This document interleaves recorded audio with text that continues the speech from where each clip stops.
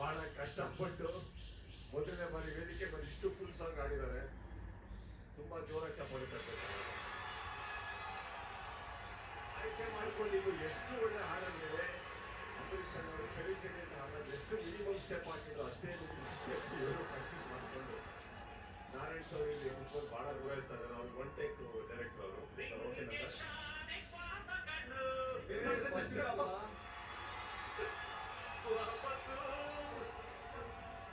ಒಂದು ಕೈ ಪ್ರೀತಿ ಜಾಸ್ತಿ ಸ್ಟೆಪ್ ಬರ್ತಾ ಹೊರಗೆ